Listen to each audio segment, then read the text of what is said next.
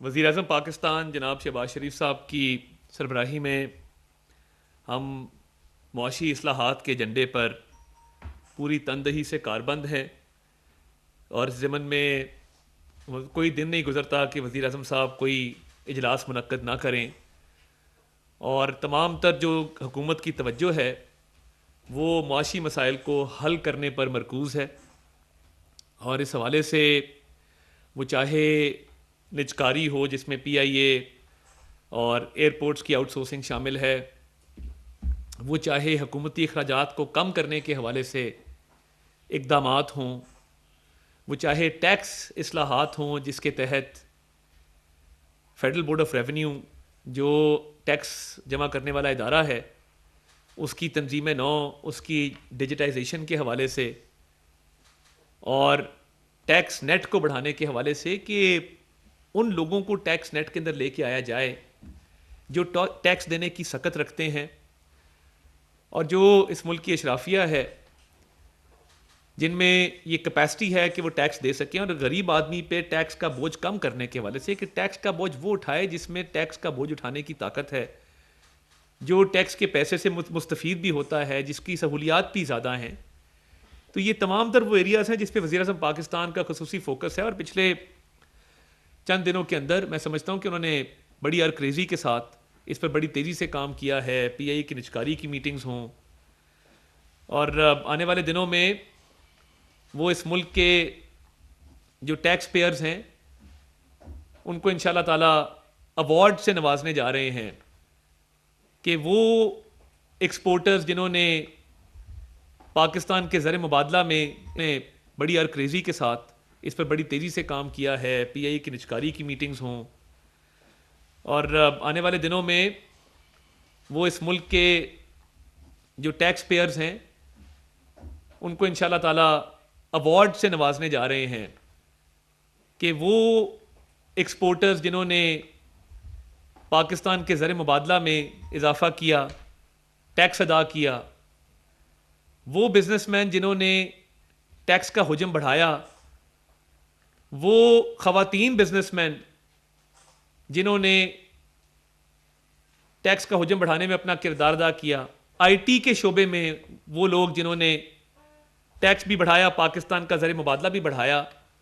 तो ये पहली दफ़ा है कि हुकूमत पाकिस्तान उनको एजाज़ात से नवाजने जा रही है और बाकायदा वज़ीर-ए-आज़म हाउस में इसकी एक तकरीब रखी जा रही है जिसमें वज़ीर-ए-आज़म इन टैक्स अदा करने वाले उन लोगों को जिन्होंने अपनी कौमी जिम्मेदारी समझते हुए ज़्यादा से ज़्यादा टैक्स अदा किया है या एक्सपोर्ट करने में, एक्सपोर्ट सेक्टर को बढ़ाने में अपना किरदार अदा किया है, उनको नवाजा भी जाएगा, उनको एजाज़ात भी दिए जाएंगे। और ये पूरे मुल्क के लिए एक मैसेज है कि जो टैक्स अदा करने वाले लोग हैं वो काबिल सताइश हैं, हम उन्हें खराज तहसीन पेश करते हैं और जो टैक्स पे नहीं करते,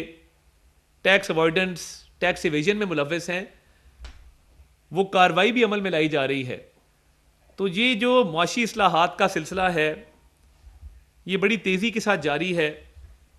और इस माह रमज़ान में भी अवाम को रिलीफ प्रोवाइड करने के लिए वज़ीर-ए-आज़म साहब ने पूरे मुल्क में वज़रा की ड्यूटियाँ लगाईं। कल भी वज़रा ने यूटिलिटी स्टोर्स के दौरे किए, आज भी जाम कमाल साहब भी दौरे पर गए, आज़म नज़ीर तारक साहब वज़ीर कानून ने भी दौरा किया और ये बड़ा एक मौसर एक निज़ाम बनाया गया है कि लोगों तक ख़ुद पहुँचा जाए और इस बात की तस्दीक की जाए कि माह रमज़ान में अशियाए खुर्द-ओ-नोश जो हैं वो रेट लिस्ट के मुताबिक सस्ते दामों मुहैया की जा रही हैं कि नहीं की जा रही। तो इस पर भी बड़ी तवज्जो है और इसकी भी निगरानी हो रही है। तो मैं ये समझता हूँ कि ये इस मुल्क की मईशत में बेहतरी लाने के लिए तमाम इक़दामात जो हैं उस हवाले से रोड मैप्स बन रहे हैं और इंशाअल्लाह ताला बहुत जल्द इसके असरात आपको नज़र आएंगे। और वज़ीर-ए-आज़म की तमाम तर तवज्जो मुआशी इस्लाहात पर मरकूज़ है। कल रिकोडिक की मीटिंग की जिसमें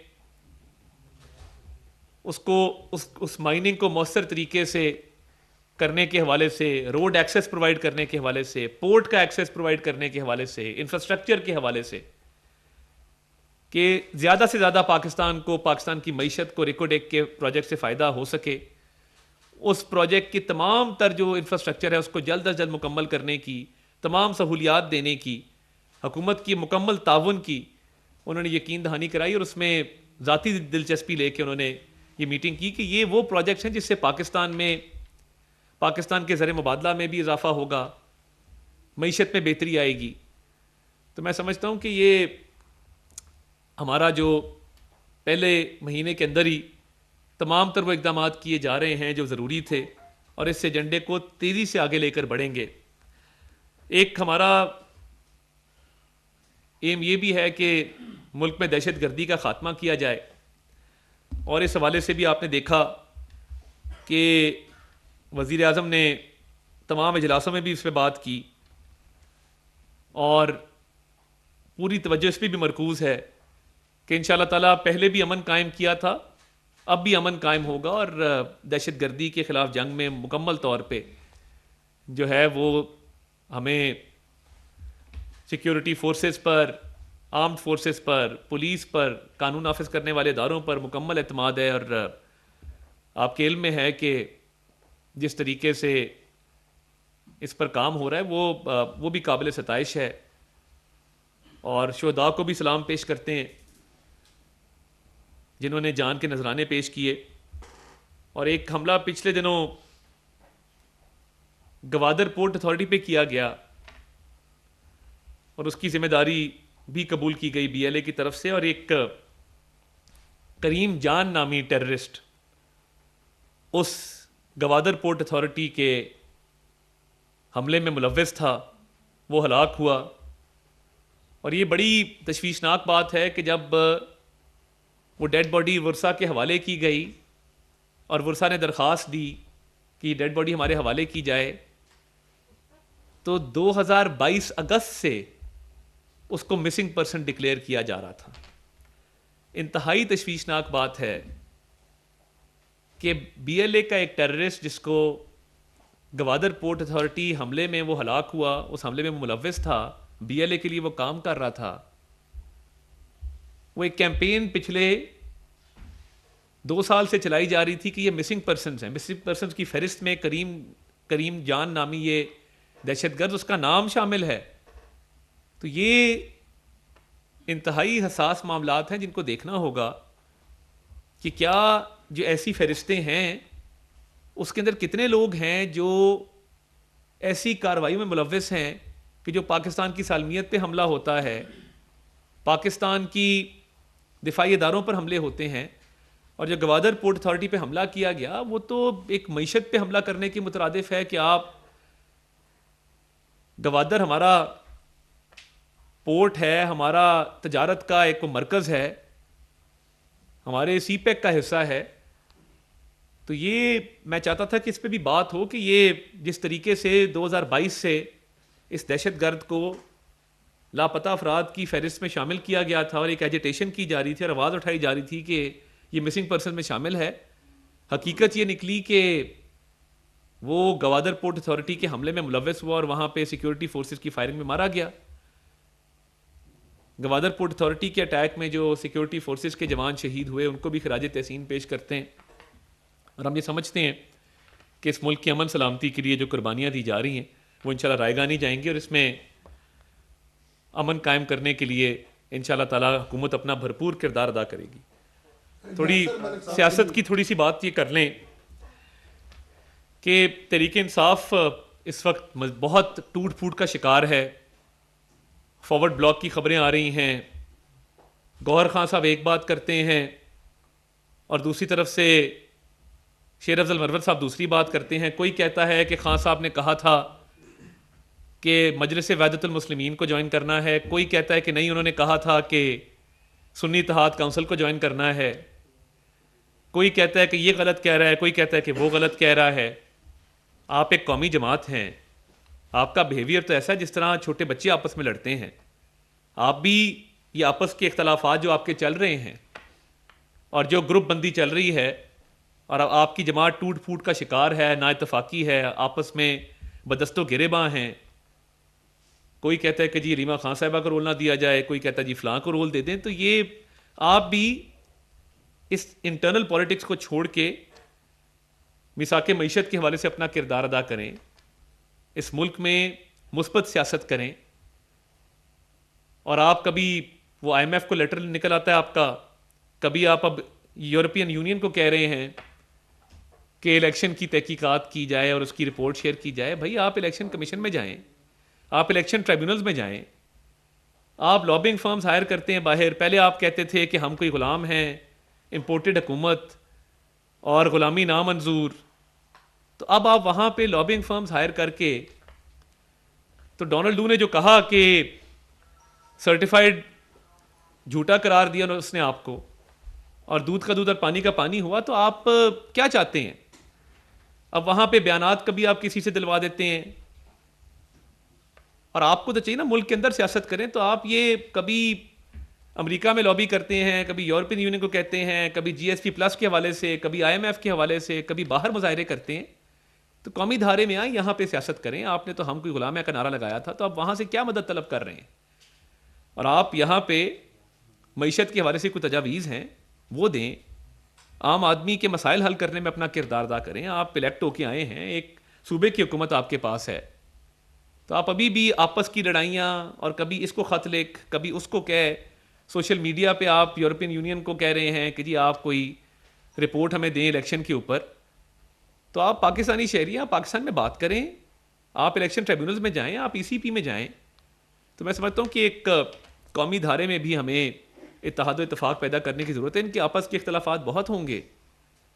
और पार्टी बड़ी टूट फूट का इनका शिकार है, मगर इनको चाहिए कि मुस्बत किरदार अदा करें और ज़िम्मेदार पाकिस्तानी शहरी की तरह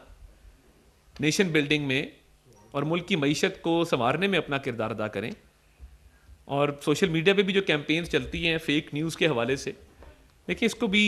अब बस कर दें। हमने मईशत को ठीक करना है, महंगाई, बेरोज़गारी, गुर्बत का ख़ात्मा करना है, और यही इंशाअल्लाह ताला हमारा एम है कि अगले बहुत जल्द इंशाअल्लाह ताला इन तमाम मसाइल का तदारक जो है वो किया जाए। बहुत शुक्रिया। ये बताइएगा कि आज चीमा साहब के बच्चों की HSM कॉलेज में जो फीस माफी वाला मामला है गवर्नर की जानिब से प्रिंसिपल जो है HSM कॉलेज की, उन्होंने इस्तीफा भी दिया और उन्होंने कहा कि मैं इस मुल्क में नहीं रहती, मैं बाहर चली जाऊंगी। इस मामले पर आप क्या कहेंगे? और एक और इसके साथ सवाल है, गुज़िश्ता रोज़ आपको बताया था सहाफ़ी इसरार राजपूत वाला मामला जो है, उस पर आपने किससे बात की और क्या कोई उसमें पेशरफ्त हो रही है? सर अभी तक उसको पेश नहीं किया गया अदालत में। बहुत शुक्रिया जी। जहाँ तक आहत खान चीमा साहब का मामला है, उसमें 3 साल उनके बच्चे वहाँ पे नहीं पढ़ रहे थे। अब कानून इस बात की इजाज़त देता है कि आप जगह पढ़ नहीं रहे तो फिर ना पढ़ने की फ़ीस तो नहीं अदा की जाती। और वो एक एप्लीकेशन उन्होंने दी,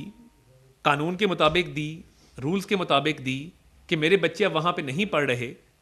तो जब पढ़ नहीं रहे तो फिर फीस किस बात की अदा की जाए? और देखें, हम तो वो लोग हैं जिन्होंने एजुकेशन रिफॉर्म्स किए मुल्क के अंदर, जो पीस स्कॉलरशिप्स लेके आए, पंजाब एजुकेशन फाउंडेशन का कॉन्सेप्ट लेके आए, लैपटॉप्स का जो है वो इजरा किया। तो ये इसको गलत रंग दिया जा रहा है। अगर आप उस रिपोर्ट को उसका बगौर जायज़ा लें और उसको तफसील से पढ़ें, तो ऐसा नहीं था कि उनके बच्चे पढ़ रहे थे और उन्होंने कहा जी बच्चे मेरे पढ़ रहे हैं मगर मुझे फ़ीस माफ़ी दी जाए। बच्चे उनके इस्लामाबाद शिफ्ट हो चुके थे, इस्लामाबाद के स्कूल में पढ़ रहे थे, तो उन्होंने कहा जो 3 साल अब वहाँ नहीं पढ़ रहे, उस दौरान फ़ीस अदा करने का कोई जवाज़ नहीं है कि जब पढ़ नहीं रहे तो फिर फ़ीस किस बात की देनी। तो मैं समझता हूँ कि वो उनका राइट है कि वो कानून के मुताबिक, उनकी अहलिया ने एक दरख्वास्त दी जिस पे कानून के मुताबिक एक फ़ैसला किया, गवर्नर साहब ने, बोर्ड ऑफ गवर्नर्स ने उसका फ़ैसला किया। तो अगर वहाँ पे एक सहूलत ली नहीं जा रही, एक सर्विस ली नहीं जा रही, तो फिर उसकी पेमेंट ना करने के हवाले से उनकी दरख्वास्त थी जिस पे गवर्नर साहब ने फ़ैसला किया। मैं समझता हूँ कि वो फ़ैसला पढ़ा जा सकता है। और जहाँ तक आपने रावलपिंडी की एक साफ़ी का जिक्र किया, उस पर इंशाल्लाह ताला पंजाब हुकूमत से हम रब्ता कर रहे हैं और इंशाल्लाह उनको कहेंगे कि इस पे जो कानून के मुताबिक आगे मामला चल सकता है चलाया जाए।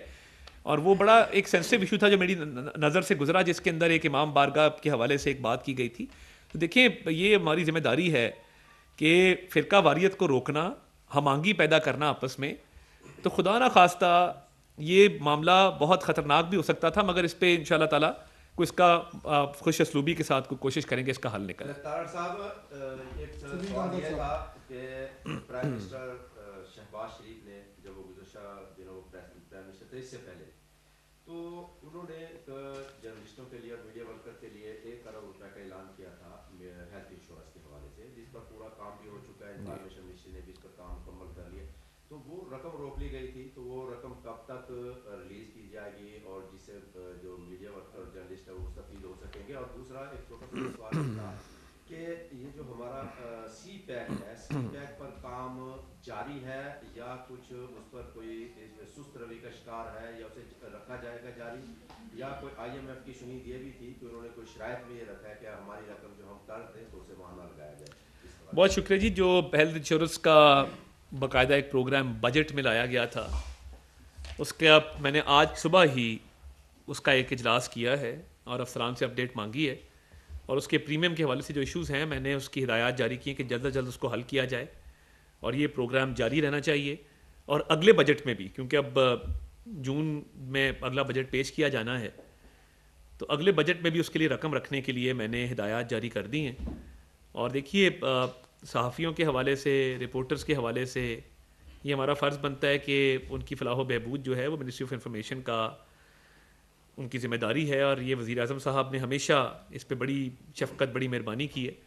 तो इंशाअल्लाह ताला वो प्रोग्राम आगे बढ़ेगा, वो चलेगा। अभी भी कोशिश कर रहे हैं कि 1-2 माह में उसको फ़ाल कर दिया जाए और अगले बजट में भी उसकी रकम रखी जाए ताकि ये प्रोग्राम जारी रहे, इसको रुकने नहीं देंगे। और CPAC के हवाले से देखिए, मैं समझता हूँ कि हम बड़े खुशकिस्मत हैं। एक तो प्राइम मिनिस्टर साहब ने सबसे पहला जो इंटरव्यू किसी गैर मुल्की न्यूज़ एजेंसी को दिया वो शिन्वा न्यूज़ को दिया, और उनकी जो सरकारी न्यूज़ एजेंसी है, और चीनी सफ़ीर से उनकी बड़ी कॉर्डियल मुलाकात हुई, और जो मुबारकबाद के मैसेजेस वज़ीर आज़म मुंतखब होते ही चीन से आए, मैं समझता हूँ कि उनमें बड़ी अपनाइयत थी, और पाक चीन दोस्ती जो है वो इंशाल्लाह आगे बढ़ेगी। और हमारा CPAC पे मुकम्मल तौर पे फोकस है, और CPAC को तेज़ी से आगे लेकर जाएंगे।